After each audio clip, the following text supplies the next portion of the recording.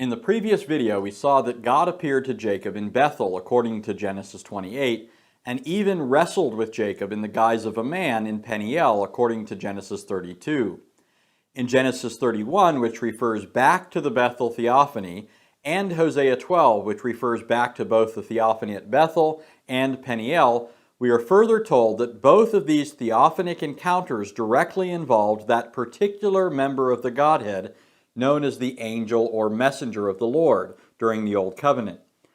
Later in the book of Genesis, we learn the same thing from a momentous comment that Jacob makes towards the end of his life.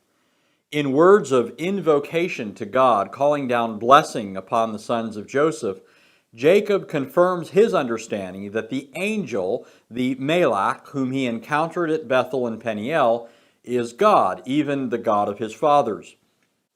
He, that is Jacob, blessed Joseph and said, "The God before whom my fathers Abraham and Isaac walked, the God who has been my shepherd all my life to this day, the angel who has redeemed me from all evil, bless the lads. And may my name live on in them, and the names of my fathers Abraham and Isaac, and may they grow into a multitude in the midst of the earth." There can be no question that Jacob here identifies the angel as God, for the three descriptive phrases, the God before whom my fathers Abraham and Isaac walked, the God who's been my shepherd all my life to this day, and the angel who redeemed me from all evil, are all joined together by a singular verb in Hebrew, may he bless, which is intentionally forestalled to the end of the sentence.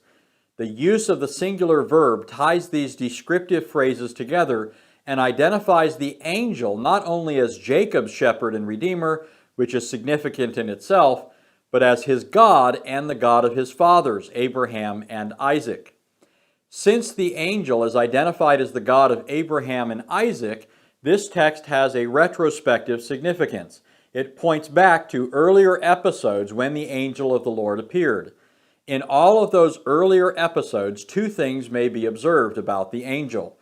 One, the angel is frequently identified as Lord or God, and two, the angel is also frequently distinguished from another person who is Lord and God. The first recorded mention of the angel of the Lord by name is found in Genesis 16, when he appeared to Hagar, Abram's concubine, as she was fleeing from the presence of Sarai, Abram's wife. Picking up the narrative in 16:7, it reads, "Now the angel of the Lord found her by a spring of water in the wilderness by the spring on the way to Shur. He said, 'Hagar, Sarai's maid, where have you come from and where are you going?' And she said, 'I am fleeing from the presence of my mistress Sarai.' Then the angel of the Lord said to her, 'Return to your mistress and submit yourself to her authority.' Moreover, the angel of the Lord said to her, 'I will greatly multiply your descendants so that they will be too many to count.' The angel of the Lord said to her further, 'Behold, you are with child, and you will bear a son, and you shall call his name Ishmael, because the Lord has given heed to your affliction. He will be a wild donkey of a man, his hand will be against everyone, and everyone's hand will be against him, and he will live to the east of all his brothers.' Then she called the name of the Lord who spoke to her, 'You are a God who sees me.' For she said, 'Have I even remained alive here after seeing him?' Therefore the well was called Beer Lahai Roi. Behold, it is between Kadesh and Bered." In verses 7, 9, 10, and 11, the narrator, Moses, the author of Genesis, identifies the one who appeared to Hagar as the angel of the Lord. While the angel distinguishes himself from the Lord in verse 11, saying in the third person, "The Lord has given heed to your affliction," it also indicates in numerous ways that the angel of the Lord is not a man or heavenly creature, but an appearance of God himself. In fact, while the angel of the Lord refers to the Lord as the one who has given heed to Hagar's affliction, he also makes divine promises that only God can make and fulfill. For example, in 16:10, the angel said to Hagar, "I will greatly multiply your descendants so that they will be too many to count." When the angel of the Lord appears to Hagar on another occasion, recorded in Genesis 21:18, he says much the same thing. "Arise, lift up the lad, and hold him by the hand, for I will make a great nation of him."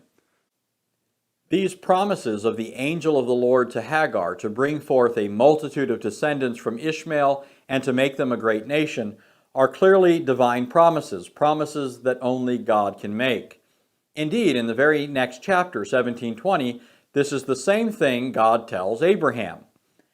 And as for Ishmael, I have heard you. Behold, I will bless him, and will make him fruitful, and will multiply him exceedingly.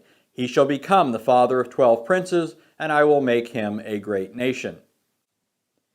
In addition to making divine promises, because the angel is a divine person, and everything is laid open and bare before his gaze, he tells Hagar that she has a child in her womb, orders her to name him Ishmael, and tells her the nature and future course of her child, namely that he'll be a wild donkey of a man, and his hand will be against everyone.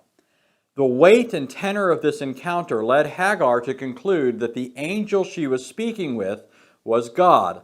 According to verse 13, at the conclusion of the episode, it says, "Then she called the name of the Lord who spoke to her, 'You are a God who sees me.' For she said, 'Have I even remained alive after seeing him?'" Hagar is specifically referring to the one who spoke to her, and she names him El Roi, which means the God who sees me. And in commemoration of the angel of the Lord appearing to her by a well, the place came to be called Be'er Lahai Roi, which means the well of the living one who sees me. Moreover, what Hagar says in verse 13 is preceded by the words of the narrator, in this case Moses. When Hagar says, "You are a God who sees me," these follow the prefatory comments of Moses, who wrote, "Then she called the name of the Lord who spoke to her." So Hagar refers to the angel of the Lord as the God who sees me, and Moses refers to him as the Lord, or Yahweh, in the Hebrew text. In addition to the angel appearing to Hagar, Genesis 22 tells us that the angel of the Lord appeared to Abraham in the famous incident known as the Akedah, or binding of Isaac. In Genesis 22, God tested Abraham, telling him to take Isaac, the child of promise, and offer him up to God as a sacrifice. After arriving at Mount Moriah, ascending the mountain, binding Isaac to the altar, and on the cusp of Abraham preparing to slay Isaac, verses 11 and 12 say, "But the angel of the Lord called to him from heaven and said, 'Abraham, Abraham.' And he said, 'Here I am.' He said, 'Do not stretch out your hand against the lad, and do nothing to him, for now I know that you fear God, since you have not withheld your son, your only son, from me.'" Once again, the angel is simultaneously distinguished from someone called God and identified as God. In verse 12, the angel of the Lord distinguishes himself from God by saying, "Now I know that you fear God," referring to God in the third person. But in the same breath, he identifies himself as God, first by countermanding the divine order to slay Isaac, "Do not stretch out your hand against the lad," and by saying that Isaac was being offered up to him. "You have not withheld your son, your only son, from me." Subsequent to this, in verses 15 through 18, the angel makes an oath to Abraham and swears by himself that he will perform it, namely that he will greatly bless Abraham, multiply his seed, cause them to possess the gate of their enemies, and through Abram's seed to bring blessing upon all the nations of the earth.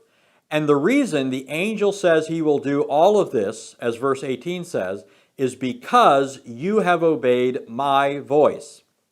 A final example of the angel of the Lord appearing to the patriarchs is seen in Genesis 26. Although this text does not use the title, the angel of the Lord, and simply says that God appeared to Isaac, the words of God to Isaac make it clear that he is the same one who appeared to Isaac's father Abraham in Genesis 22.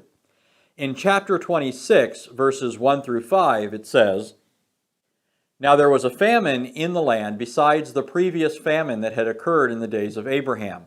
So Isaac went to Gerar, to Abimelech, king of the Philistines. The Lord appeared to him and said, 'Do not go down to Egypt. Stay in the land of which I shall tell you.' Sojourn in this land, and I will be with you and bless you, for to you and to your descendants I will give all these lands, and I will establish the oath which I swore to your father Abraham. I will multiply your descendants as the stars of heaven, and will give your descendants all these lands, and by your descendants all the nations of the earth shall be blessed, because Abraham obeyed me and kept my charge, my commandments, my statutes, and my laws. In verse 2, it simply tells us that it was the Lord who appeared to Isaac. However, in the course of speaking to Isaac, the Lord identifies himself in verse 3 as the one who will establish the oath which I swore to your father Abraham, precisely because, as verse 5 says, Abraham obeyed me. Accordingly, since the angel of the Lord is the one Abraham obeyed, and who swore an oath to bless Abraham in Genesis 22, this text, Genesis 26, is an appearance of the angel of the Lord to Isaac. And here he is straightforwardly called the Lord, or Yahweh. All of the foregoing is why Jacob in Genesis 48, in blessing his descendants, could say that the angel who was his shepherd and the one who redeemed him is the same God before whom Abraham and Isaac walked. The God of the patriarchs was not unipersonal, and the patriarchs were not Unitarians. They recognized that the angel of the Lord, along with the Holy Spirit already mentioned in Genesis 1, is a distinct member of the Godhead.